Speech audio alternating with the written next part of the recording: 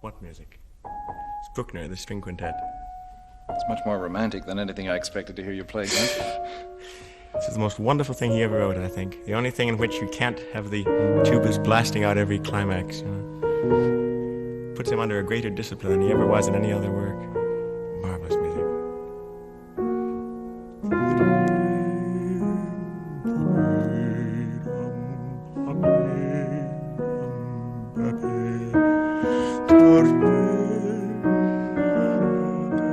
Since it's written for the stringed instruments, I suppose you can only play it for yourself. Well, I have more pleasure playing Bruckner on the piano than most other things of that generation that were written for the piano, as a matter of fact.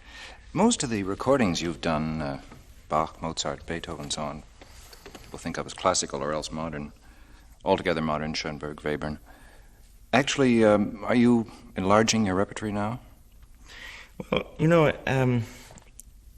what I played in public and what I played for myself have always been two quite different things. I have pretty well been familiar with the popular piano repertoire ever since I was a teenager. As a matter of fact, in my days of glory around 12 and 13, I used to give all Chopin Liszt recitals. Those were tremendous events.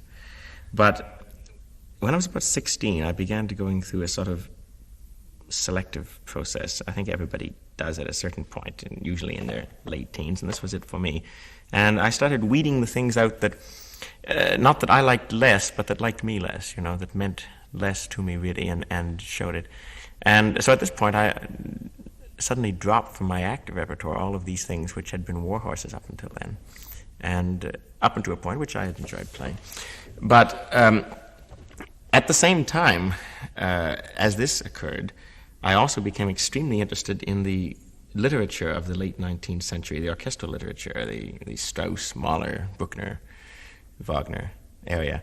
And I began making, for myself and for fun, piano transcriptions of things like the Schoenberg Chamber Symphonies and things of this kind, and Wagner and so on. And it was a great pastime, and also it put me in touch with this literature.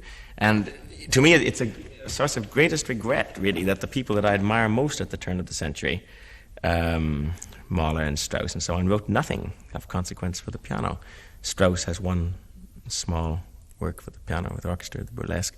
Which you have played. Which I played quite often. Mm-hmm. But apart from that, nothing from his mature years, and Mahler has nothing at all, really. Mm-hmm. And I'm convinced that those two especially, and perhaps Mahler in particular, could have written magnificently for the piano, if only because he had such a wonderfully defined sense of instrumental texture. You know? Mm-hmm. It's a tragedy.